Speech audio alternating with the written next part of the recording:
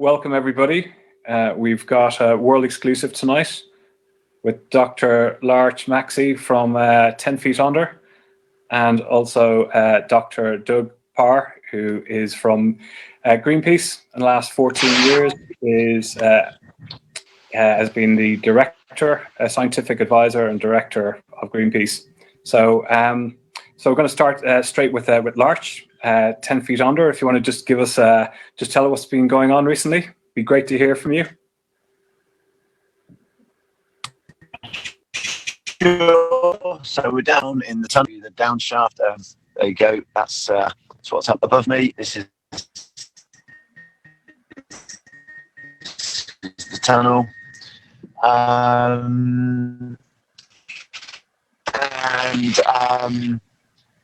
Yeah, they're progressing on work. You can hear they're working up above. The latest is they've been digging a new down shaft somewhere else, which is a bit alarming because that's not normal standard practice. It's a bit dangerous because if that down shaft is over a tunnel, it could cause collapse of that tunnel. So that's the latest. But it's all sort of ongoing. You know, the legal case is ongoing because although we got quite hammered by the judge allowed some key evidence and very strong on the things that they've pulled HS2 up on.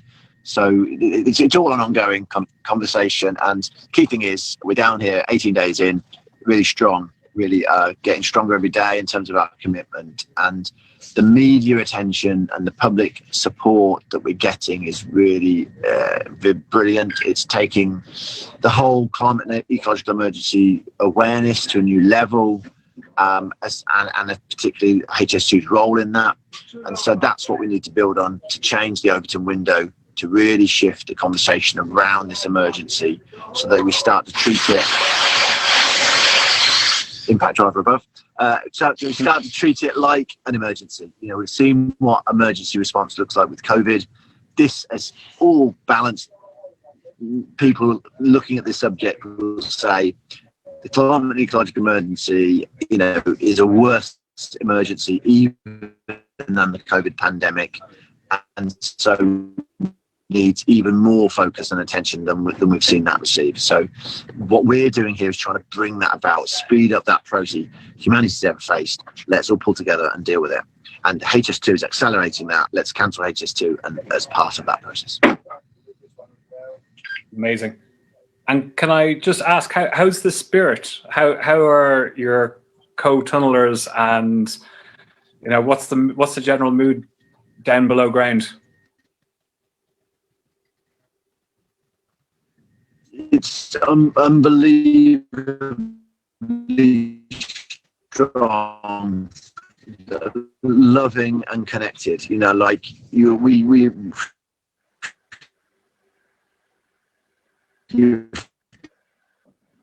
physically all over each other, literally. This tunnel that I'm in, this is imagine you have to move past someone in a space and just like complete love for each other, like this. Facing this climate and ecological emergency is a really, really tough thing to do. So it's really vital to do it together so that we're not on our own. And so all of us, I think, down here are doing that. We're telling the truth. And I think, Larch, we're losing your sound. So I'm going to suggest you turn your video off if that's possible. And I'm just going to go to Doug and just ask him to pick up. Committed to doing what it takes, and it really. Yeah, sorry about that, Larch. It's the reception. Obviously, 10 feet under is a little bit hard. I was just going to ask Doug from no worries. Yeah. On the comments there that you've just made about the infrastructure projects that you've just brought up about the ecological and climate emergency. Sorry, say again. I lost you there. So Larch was saying, you know, the reason that they're below ground is they're calling out the damage and destruction that's being caused, and calling out the ecological and climate emergency with these super projects. So I just wanted you to pick up and comment on that about these infrastructure projects. Sure, yeah. So there's a few things to say about them. I mean, one is that you've got to be able to spend your money wisely, because this is an emergency and we don't want to be wasting our money on stuff that doesn't work or doesn't help. And we're seeing that with HS2 when there are so many bigger priorities for spending on transport, aside from the ecological damage it's going to do on the way. You can see it with the roads projects that are being taken forward against planning inspectorate advice, in fact, which again is money that could be spent on shifting our transport system away from being so car-based, which we're going to need to do.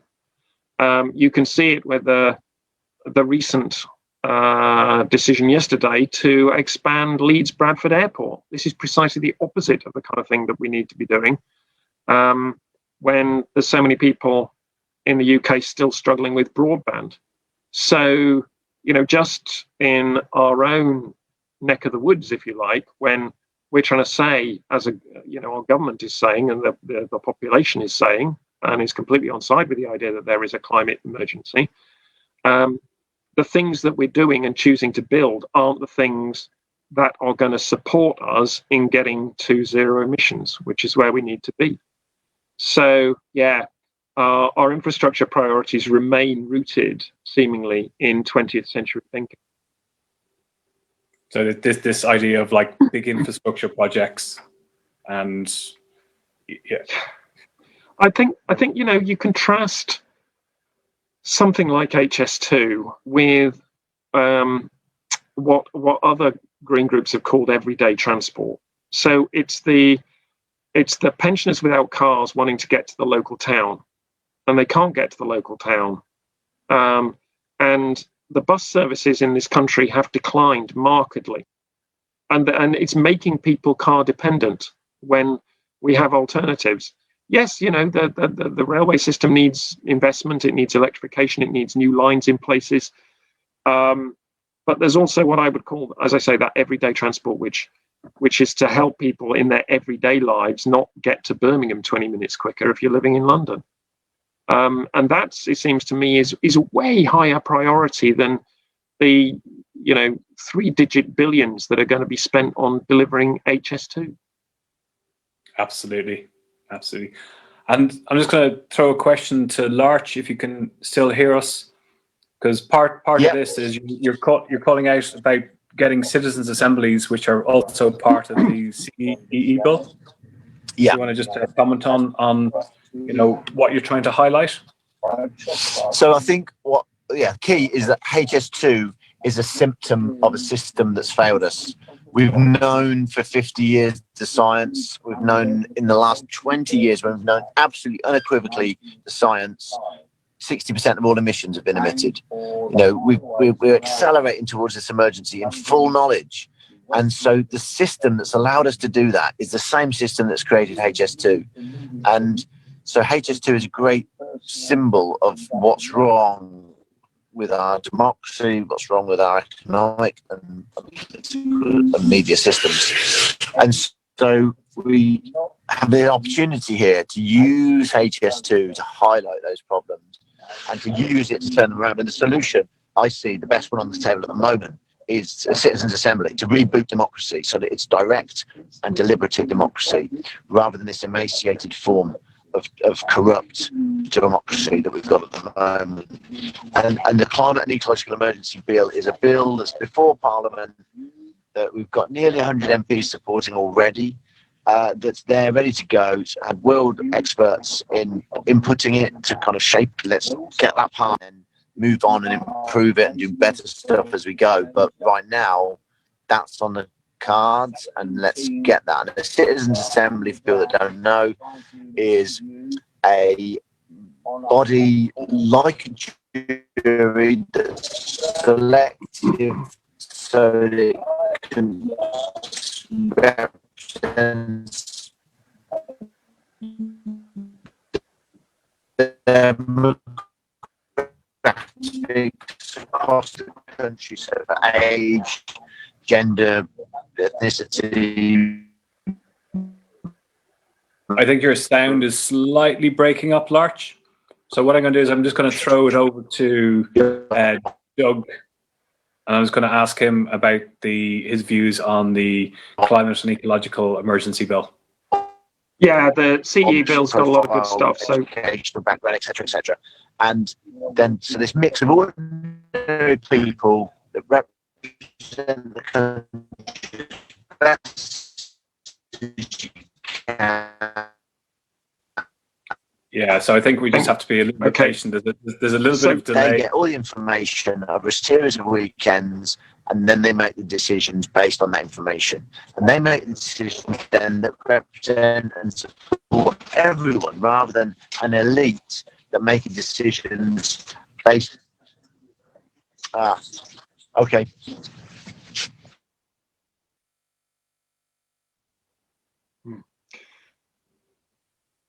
Doug.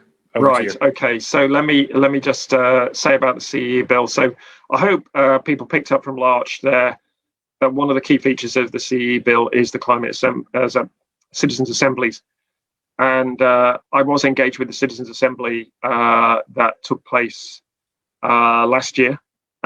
It was truly extraordinary. 108 people from around the country, around all geographies, all ages, all attitudes towards climate change. What are we going to do about carbon emission reductions and hitting our climate targets? Seriously, people, all of them, everybody that I dealt with, because I was a speaker and on the oversight panel, was really serious about the task that was in front of them, and came up with a set of recommendations that, I mean, obviously people will make their own judgments about them, but I thought there was a lot of very sensible stuff and, correct stuff in there about what we needed to do. So the CE bill puts citizens' assemblies on a kind of a statutory footing. It says you have to take note of these things, because already a worrying thing that I've seen is that the climate assembly from last year, even though it reported less than 6 months ago, is quietly slipping out of the attention space of government and even the select committees on the climate issue. And I think it'd be good to really, nail it back in. The other good thing about the CE bill, of course, is that it puts nature on a proper footing as well, and that we make emergency action on nature really important. And that it is dubious about the role of negative emissions, which I think far too many governments and businesses are relying on as a way of getting them out of the difficulties they've got themselves into by cutting emissions far too slowly and far too little. So there are, and there's more to it than that as well, of course, including routine upgrades of or presumably upgrades and updates of targets and so on. So there's a lot to commend it. Greenpeace is supporting it along with many other organisations. So yeah, it'd be good to get it on the statute book.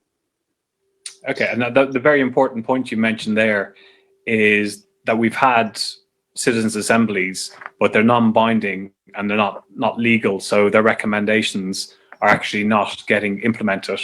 And you've also mentioned about the negative emissions. And just for clarification, are we talking about carbon capture and storage and technologies that don't exist? We are talking about that, yeah. And the CE bill, is not completely anti them, but it is very sceptical, which I think is the appropriate place to be, and is much more positive about natural solutions, which I also think is the appropriate place to be, but with a caveat that we shouldn't be treating nature as just carbon storage. I think there is a dangerous process going on of instrumentalization of nature and just saying nature is part of our economic system, and actually it's the other way around. And that we can put a price on everything in nature, and there, we just need to get the price signals right, and we'll conserve biodiversity. I don't see that's ever going to work, and I think actually, more than not working, it's actually quite dangerous at times, and it leads to some very dodgy attitudes towards nature, including the whole thing about offsetting, and Shell last week coming out with a plan for, well, not a plan, but a scenario for meeting emissions, allowing them to continue emitting oil and gas but we have to find a whole Brazil worth of new trees. And that just seems absurd in a finite planet, which is where we are. So just what you're saying there, and I know you're you've got a PhD in physics and you're very scientific. So for the average person, what you're talking about is the fact that Shell, one of the main oil polluters in the world, wants to continue expanding and extracting fossil fuels that produced tens of millions of years ago and burning them into the atmosphere, and then offsetting by planting trees. And they're going, well, we can plant trees and it will offset us burning the fossil fuels. And very simplistically, you look at this and go, well, why don't we just stop burning the fossil fuels in the first place? Because we've actually got workable solutions. So, it's exactly. There's a word that describes that. It's called bonkers. Well, except it's a form of bonkers that a lot of kind of economists and existing fossil fuel companies are buying into, because it's terribly convenient. It means like we don't have to change anything. We can just mysteriously magic away all these emissions to some developing country that we've barely heard of, and magically find like piles of land that nobody's using, and we'll plant trees on them. And historical experience says actually the trees will die soon afterwards as well. There are so many things wrong with the way of treating nature like that. And just imagining that it's just a tool there to deal with our failed climate ambitions and policies. But it's dangerously shifting centre stage, and could even be a real sticking point around the international climate talks that take place in Glasgow at the end of the year. So on that, I've just got a message. We're trying to reconnect with Larch, so I'll just keep an eye on the messages. So we've got. Can you hear me? I might. Oh, you're back. Hey, we've got Larch back.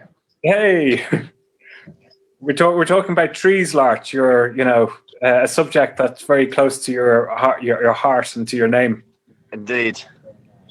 Yeah, I completely agree. I mean, I think I heard you talking about the climate ecology, the climate assembly as well, and I think I've studied social science is my specialism in academia, and what we see is that you get a movement building traction, and the government and the establishment will try and recuperate and take over and manipulate that movement so that it can carry on with business as usual. And the citizens, the climate assembly in some ways is a form of that, where they really constrained the whole remit of the process. So, they gave it the target of, well, how do we meet Fit 2050 as a target? But if the science is saying that 2050 is too late, then you've started the whole thing with the wrong question. And as Doug said, it hasn't had enough teeth. So there's two fundamental problems with the climate assembly, and so the danger is people will think, oh, well, that's happened now, but of course it clearly hasn't. We've barely scratched the surface. The opportunity is that we start to see that, as Doug said, it did work. People do show up and they do commit and they do come up with decent ideas, but they need to be able to ask the questions that the science and the statistics say they should ask.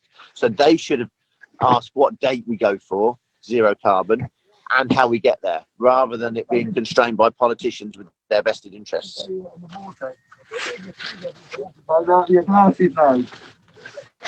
Did you get all that? We got all that, and actually it makes sense, because the questions that were asked at the citizens' assemblies is, how do we decarbonize by 2050, not as a scientist would look at it going, what we need to do to have a livable planet. So yeah, fair point. Doug, do you want to come back on that point, because you're heavily involved in the citizens' assemblies?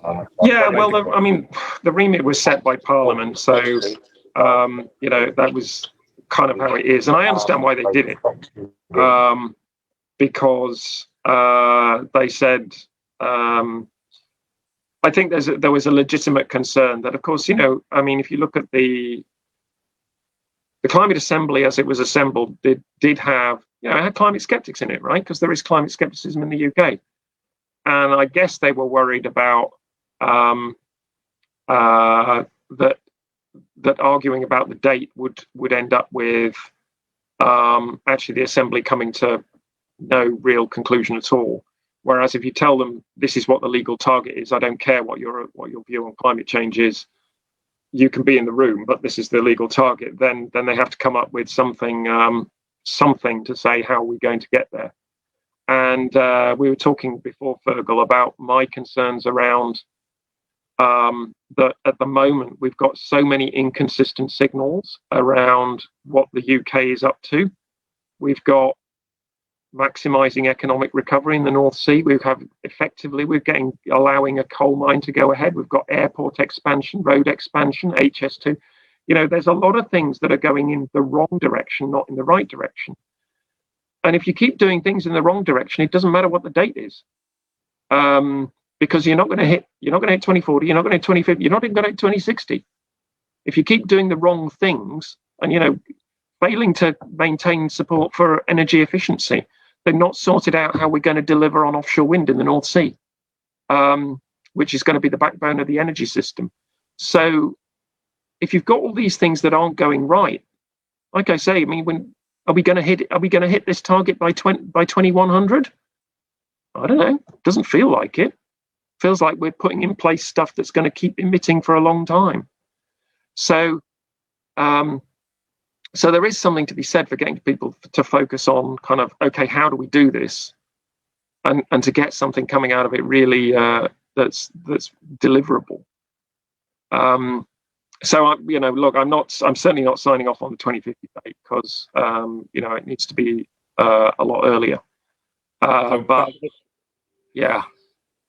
I was going to say, so it sounds like the science is clear. We're not arguing that we are in an emergency, and the UK government have declared a climate emergency, and we're having other countries declaring climate emergencies, and we're having councils up and down the country declaring climate emergencies.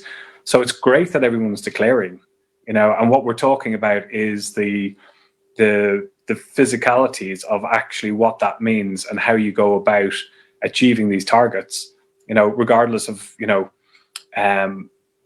how we're going to get there. But we need to have a plan in place that people can understand, and we need to have laws in place.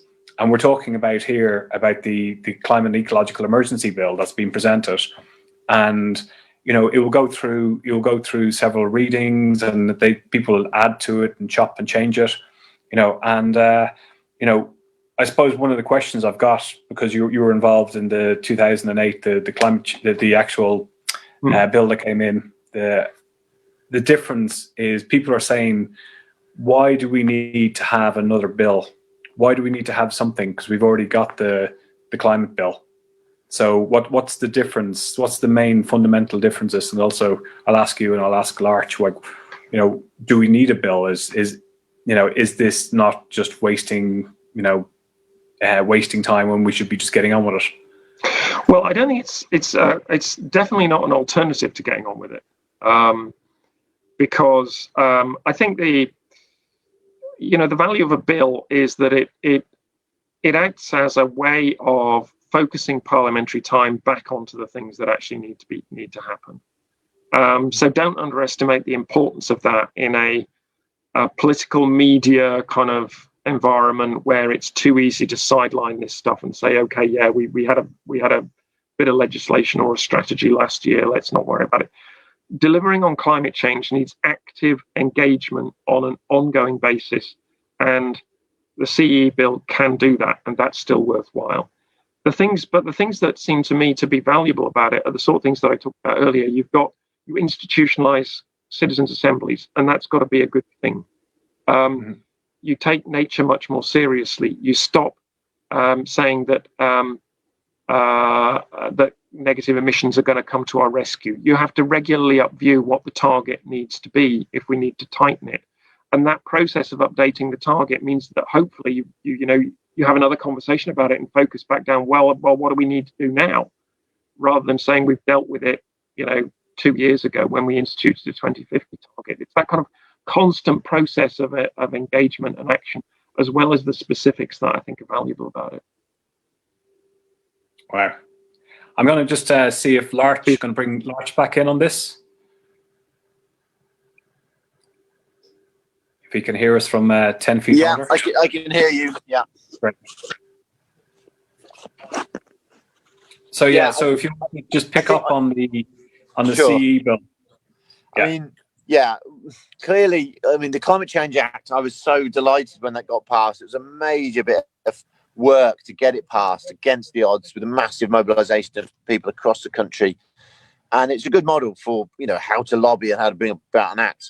But it's also, like HS2, it's another example of how flawed our political system is, because despite that act, emissions have continued to grow. The bottom line metric is carbon in the atmosphere. The science is clear. 350 parts per million is the kind of figure that's safe for humanity to survive. Before the Industrial Revolution, it was 280 parts per million. We're now at 412, and it's going up all the time. It went up steadily throughout the COVID pandemic, despite the sort of lockdown that involved. That's the bottom line metric. And with that 412 and climbing parts per million, that's in the danger zone. We're massively in the danger zone, so we need to in terms of, we need a bill that's capable of us recognizing that. So the first thing is to tell the truth. So everyone in the country needs to know that we're in the danger zone. Like the COVID pandemic, we have the information in front of us every time we blink. Every time you look anywhere, you get the COVID information. People don't know about the basics of this emergency. Most people on the street haven't heard of feedback loops, climate lag, global dimming, or the safe amount of carbon that could be in the atmosphere. This is basic facts that everyone needs to know in this climate emergency. And only when we have that can we then bring people with us to kind of make the changes that are needed. I forgot one thing actually, which is consumption emissions. If you look at the UK's emissions profile, it's actually not doing too badly. But if you look at the UK's footprint in the world, it's doing nowhere near as well. And that's because we've sent since 1990, we've sent a chunk of our manufacturing abroad. We've sent a chunk of our food consumption and food growing abroad, including, of course, the deforestation of the Amazon as a consequence of our meat consumption. So when you factor in what the UK looks like in terms of its global impact, it's nothing like as good as the story that the government would like to tell about what we've done on our local emissions. And the CE bill puts consumption-based emissions at the centre instead of the way in which we do it now. Sorry, carry on, Fergal. No, absolutely. And I just want to just clarify, consumption-based emissions is working out what the UK consume for energy, transportation, agriculture, including what we import into this country, and aviation and shipping. So it's our total consumption. So if we buy a burger in McDonald's, it's taken into consideration that they've used they've destroyed some of the Amazon to actually grow food crops to give to beef producers to manufacture the burger that's imported. So it's the overall consumption. Yeah, exactly. So that's actually included in the CE bill. So it's in the bill. It's a true indicator of actually where we are. Exactly. Yeah. So, Larch, do you want to mention something about the just about the deforestation that's happening in the UK? We've got urban deforestation that's happening in our towns and cities, and we've also got global deforestation. It's a classic form of denial. So soft denial is something that we all have to face in this emergency. Like all of us on some level have got some level of denial of how serious it is. And there are many, many tricks and ways we can maintain that. And one way the government does, which is blatant, is through, you know, hiding the figures, fudging the figures, as Doug just said, around the global, you know, consumption emissions. Another way we do it is by pointing the finger, going, look at those naughty people in those poor countries where they're destroying their forests. You know, that's the problem. Well, it is part of the problem, but we are driving that through our corporations and our consumption patterns, and B, we're also not looking at home and what we're doing here. And so again, this is a chance for HS2 to sort of help to highlight that. You know, one of our banners is, it's our Amazon, you know, where our biodiversity is stored, where our carbon is locked up, is our forests and our wild places and our natural habitats that we're destroying as well. So we've already emaciated our land, you know, the massive amounts of tree cover and deforestation that we've done over the centuries. But HS2 is the biggest bit of deforestation since World War One. And we should not be doing that at a time of climate and ecological emergency. At a time of ecological emergency, when the loss of nature alone threatens our survival as a species, then we need to be doing everything we can to enhance nature, to support it, protect it, and allow it to thrive. Having wilderness areas where we just let nature get on and do its thing. And the beautiful thing about that is nature, when left to do its thing, locks up carbon. So we can address the climate emergency as well as addressing the ecological emergency. And you know, we start by not doing more harm. We start by not stopping chopping more mature trees down and destroying our supposedly protected, beautiful places. And in urban environments as well, it's so important because connection with nature is a vital part of our health and well-being, and it's a vital part of how we can equip ourselves to deal with this emergency. Like, as on a practical level, as you know, climate goes out of control, hot summers, ridiculous storms and rainfall and all those, the trees in our urban areas will help to control that and calm that down. Heat island effect reduced, wind tunnels reduced, etc., etc. But on a psychological and an emotional level, it also works. If we still have that connection with nature through our parks and green places in our urban environments, then we're part of this turnaround that we need to do, where we change this greatest challenge that humanity's ever faced. Did you get all that? Is the audio cut out? It slightly broke up in a little bit, so I'm just going to repeat just a little bit what you're saying. Yeah, you're talking about the value of urban trees, that they, you know, what they offer. They absorb excess amounts of water. They're good for the soil.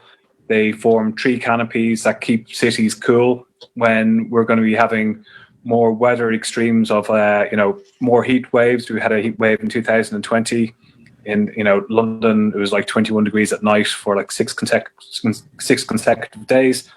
But during the day, tree canopy gives natural cooling. You mentioned that. And you also were talking about the health and the psychological well-being that people actually have, you know, being in nature. So by us, the deforestation that's going on in towns and cities around the country is having, you know, such a huge effect in so many different ways. So, and I'll probably just... Yeah, so that well-being effect, my job before being full-time as a volunteer on this emergency was I co-founded a charity called Network of Wellbeing, and there's 40 years of research into wellbeing and things that support it. And nature deprivation is another form of social deprivation. So it kind of works both ways. You know, it's like a positive spiral when we have that access to nature, and it's a negative spiral when we don't. And I think it's not something I've heard other people talking about, but I think it's based on what we do know. It's obvious to me that we need that to maintain that connection with nature to equip ourselves to deal with the climate emergency. Wow, on a psychological and mental level as well. Yeah, absolutely. I'm gonna just pass over to Doug, because your years and years of experience of, you know, nature and, you know, at the forefront of fighting governments and, you know, what it actually means to conserve nature. And we are part of nature. We're now living in towns and cities, and we've all got laptops and computers and iPhones, and we're becoming very disconnected from nature, and we're losing that connection. I do think that's right. I do think that the nature of well-being and its connectedness to nature is something that at least some people discovered in the process of the lockdown last year. I'd like to think it was a lot of people, but I don't know. Anecdotally, loads of people suddenly became reliant on that little bit of green space that wasn't far away if they were living in cities as a release point for the lockdown that they were experiencing and being kept in and being in their homes or flats a great deal. So, I think the evidence on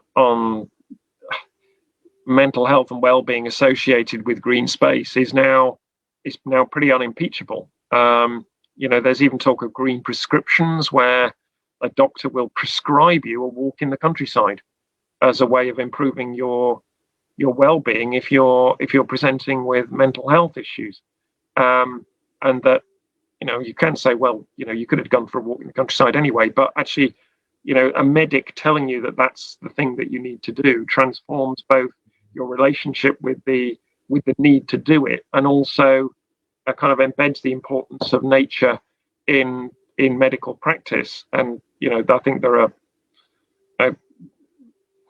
that's not perfect, because I think we need to see nature as not something that just is of use to humans, but actually is of something that is of value in itself. But it does at least recognize that that we are connected to it in a way that in a way that matters to ourselves. Now, I think that process of understanding has kind of slowly worked its way into government, because I'm absolutely not saying that they've got it, but there are hints of progress. I just think that at the moment the translation into practice is still extremely poor, and what I mean by that is that when it comes to the crunch, like on HS2, how much do we actually value nature? It's all right, very nice, always some nice words about, yes, people should have access to green space and so on, and we value biodiversity because it's important to what it speaks to of our country and what it does for people. But in the end, what happens is, whenever there's a big piece of kit that needs building, actually nature doesn't get the sort of look in that it needs to. And it's quite differential as well. So HS2 has allowed, or is allowing, is preparing to allow, and it already has caused destruction of some really important habitats and woodlands. And for much lesser damage, offshore wind farms are being held up. Now, I don't want to see offshore wind farms damaging nature, but they are a critical part of the answer.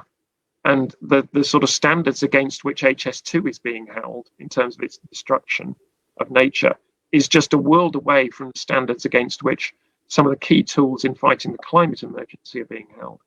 So yeah, and fishing as well, because I don't want to go off on one about the destruction of the North Sea and the ecological emergency that our seas are facing, but there is one, and it just feels extremely haphazard as to which pieces of infrastructure have to pass a high standard with respect to nature preservations and which ones don't.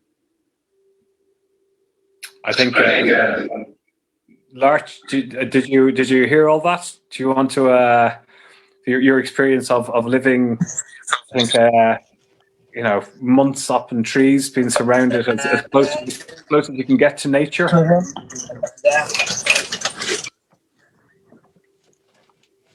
Yeah, absolutely. Yeah, no, I totally agree. I mean, yeah, just for me, the idea of nature having an intrinsic value is so obvious if you spend time with it, spend time living out in it. Can it be in your local park? And yeah, I just think Doug spoke really beautifully about that, and how increasingly in lockdown some people were starting to connect with their local green spaces. We are nature. We are part of nature, and so this idea of a separation is so artificial. So part of what's on offer with this climate and ecological emergency, this dreadful situation we find ourselves in, I'm going to give some to Talon as well, okay? Is that we can create a world of more connection with ourselves, with each other, with the natural world. That's what's on offer. And I think that's the world that's what I'm working for, is to not just avoid the worst excesses of societal collapse that's coming if we don't make these changes. It's also to create the positive world that we can still achieve if we make the changes soon enough. But that window is closing, and that's part of telling the truth, is like, we know these feedback loops are being triggered faster than we predicted. We're constantly having to rewrite the models every time we come back from the field. And that's been the case for 20 years, this acceleration of the natural processes. The window is closing. At some point, we'll have left it too late. Let's not dally. Let's just put everything into it right now while we can. Yeah, no, that's a very good point, and I think probably Doug would agree with this. Is the science is still trying to catch up with nature, and some of the most shocking reports of I'll just throw one of them out there was from NOAA, the National Oceanic what are called Atmospheric Association, which is part of NASA. Yeah, and they brought forward that we're more likely to have an ice-free Arctic by 2034 or sooner, which is only 13 years away. And I'm not a scientist, but to me that just sounds absolutely terrifying. And as Larch is saying, it's like people need to be told the truth. We're not talking about this like with COVID-19. Every single day we're bombarded with radio, TV, in the newspapers. It's all over, and it's a health emergency, and it's great that the country and the world is taking it so serious. But we're also in a climate and ecological emergency with loss of species, destruction of habitats, and we're not getting the airtime, and people are not talking about it. So if you just want to pick up on just a couple of points. Yeah, sure. I mean, the thing is, I know exactly what the frustration here is, because the information is there, right? We know the information is there. I mean, I think a couple of years ago there was the IPBES report on nature. I can never remember what it stands for. IPBES, I think, International Ecological Systems is at the end of it. And what was laid out in there was just what we are doing to our natural systems as a result of agriculture, development, chemical usage, overfishing, climate change. We are driving nature to the point at which it can't survive and can't continue. We've got declines in insect numbers that are about 20% a decade globally. So things are there. There is information in the public domain, but the reason I picked on that particular report is that it was global. It was damning. It was the assemblage of work of scientists over many years, condensing it into a digestible form. And you'd think in a sane world that this would spark some kind of great reflection, and we'd be talking about it for years afterwards. Instead of which, it had, it was gone with the next news cycle. You would struggle to find much about it on news media 24 hours after it was published. I mean, and it's not like the UK is excluded from that. The UK is one of the most nature impoverished countries in the world. So there is a process there of, and again, it's the interaction between the media and the political system, where if the political system doesn't take it seriously, then the media will, as by and large, and I'm not talking about everybody because there are some excellent examples of not doing this, but the mainstream media will not take stuff and run with it on a separate kind of initiative from what is indicated as being important by the political system and their acolytes, if you like. So we've got the information. We just don't seem to be prioritizing it, as Larch said. And this is why Larch and very brave colleagues are having to sacrifice their own civil liberties and literally living in the ground, below ground, to make a point. And because people are not knowing the truth, and that's why so many people, Extinction Rebellion, taking to the streets, of blocking roads, and the reason being is because this isn't getting called out. And Greenpeace, you've been trying to bang the drum for years with governments and lobbying people, and it just doesn't seem to be getting through. But we're reaching a stage where people who understand the situation are terrified and are taking to the streets, and but the media hasn't caught up with this, and the governments haven't caught up with it yet. And as you said, that report that came out 2 years ago, that was something like 74% of all decline in insects or something, some astronomical amount. And the bumblebees, and in this country we've got our pollinators are going, that we might lose apples. It's like some of the stuff it's just like horrifying reading, and nobody knows about it. And we know about it because we're learning about it. And we got Larch, and he's protesting. So absolutely, it's amazing what you're doing to protest, to actually highlight the ecological emergency. And this is what it's taking to actually call it out. So. But that's the brilliant value of direct action at these moments. You hope, at any rate, that where scientific reports can't break through the sort of media and political blockade of what's considered important, that forcing reflection upon what is going on and why can help to break through those barriers of complacency. And that by confronting directly what is going on, then, and I'm not saying it works all the time, and I'm not saying it's always perfect, and we know that. We know direct actions don't always do what you want them to do.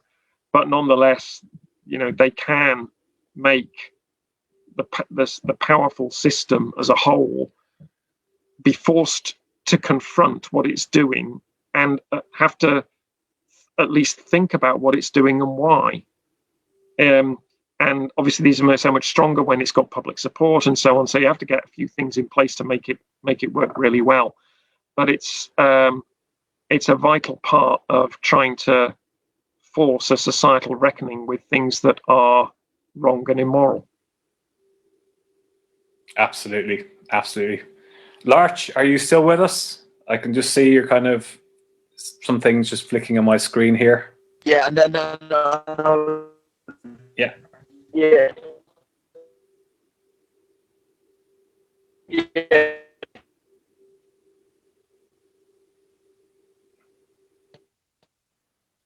Can you hear me? Yeah, it's. Can you hear me? Yeah, try again. Yeah, it's good. Yeah, can you hear me now? Yeah, we can hear you. Yeah, so as many of us as possible seize this moment. We know from other examples. Yeah, so there's this moment of the whirlwind.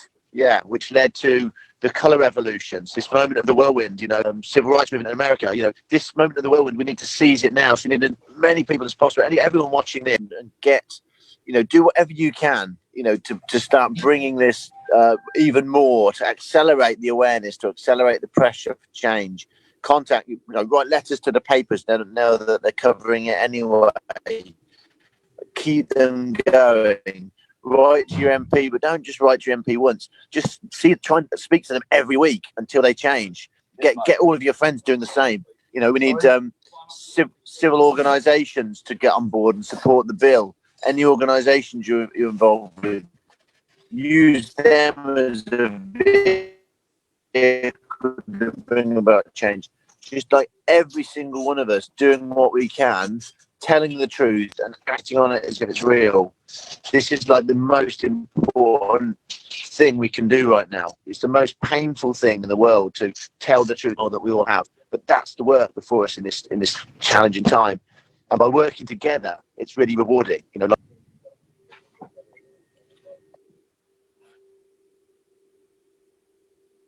There we go. Thank you for that, Larch. So yeah, it's it's pretty hard having reception. You got, as we said, 10 feet down. So I think yeah, it really is a case of if be like Larch and everybody else who's down in the tunnels is like it's do what you can, but constantly call your MPs, phone them, email them, talk to people, get more active, talk to the papers. We have to be the movement. We have to bring about the change that we need for the future. And relying on governments, it's not going to happen because it's too slow. Relying on businesses is not going to happen because of vested interests in making money. So we need to, it's us can bring the change. So I think we're going to come to a close pretty soon. So I just want to ask Doug.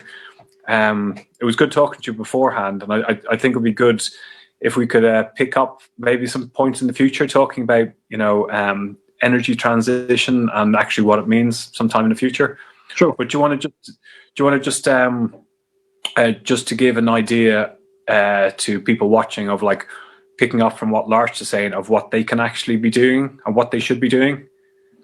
So yeah, I mean, I really agree with what you were saying there, Larch, and Fergal about. So the direct actions work best when they trigger other people doing things in support.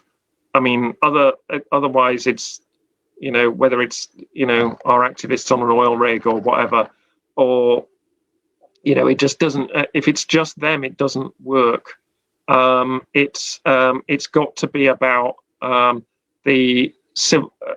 a mobilization alongside the direct action that forces that kind of reconsideration and rethinking going on in the political establishment. So do follow through with that, with what Fergal was saying about the starting point is your MP on something like HS2, because they're the ones who actually have some chance of getting direct to the government. They're the ones who will potentially change the government's mind. I think it's not unreasonable on this one to write directly to the Transport Minister, Grant Shapps, and say you think he's got it wrong. And if any of you are living along the line and go to your councils and say, what are you doing? What have you done? What are you prepared to do in order to stop this? So it's all those kind of intermediate bits who are not the ultimate decision maker, because the ultimate decision maker on this is going to have to be Boris Johnson, because you can't have a project of this size and scale where it's not the Prime Minister who's giving the sign off. So tweet at him, write to him. Send stuff in the direction of the government to make sure they know that there is dissent out there. And Larch may not be able to join us, but he's just said that the HS2 Rebellion.earth is a place to go to get some ideas about what needs to happen. But that would be my two penneth about how we need to take it forward. Amazing. Going to see Larch. Are you there to yeah, can you hear me? Yeah. Great. Yeah, thanks, Doug. Yeah, in addition to that website, you can check out the social media, HS2 Rebellion and Stop HS2, and also it's a hashtag for both of them, an app for both of them, and then also there's a banner drop on the 22nd of February, and this is in solidarity specifically with this moment that we're creating. So we're trying to get this banners dropped all over the country on Monday the 22nd of February in support of cancelling HS2. So encouraging local groups, individuals to say what it is about them that is called to stop HS2, why it's so important to you, and to share it and encourage everyone to get involved with that. So there's a little practical action you can do quite soon. And just encourage everyone to do what they can from where they're at. Yeah, so the things with the MPs, but also if you're an artist, create art. If we need everything you can imagine doing. So help with like research, help with like doing videos, help with writing, help with legal advice, or fundraising, admin, anything that you do and is a strength, gift and talent, you can do it in service to this and help us stop HS2 as part of turning this emergency around. Amazing. So so just to reiterate what was just said there, the HS2 Rebellion.earth is the website. The banner drop on the 22nd of February, Monday the 22nd, and to go and contact your MPs and also write to the Minister for Transport. And if you're at a council along the lines, get in charge or get in contact with your councils. Actually, even if you're in London, remember we've got the aquifer where we get 22% of our drinking water comes from, is on where the HS2 line is. So we could have problems with our water. Actually, our drinking water in London could be affected by it as well. So you've got a right to write to your MPs and local councils about that as well. So, and then just on a wider context, we've got the Ecological and Climate Emergency Bill that we need everybody backing, and then we've got multitude of like different environmental groups and activists that you can get involved with. So the key message is, don't just sit there and wait for somebody else to happen. It's not going to happen. We're on a slow sinking ship. We're all in this together, and we all need to act. So, anything else you want to add just from below ground, Larch? I think he's gone. Stephen, just set my camera one last. Yeah. Thank you so much. Appreciate it. And there's Thank you, Larch. are with us, so everyone plays their part.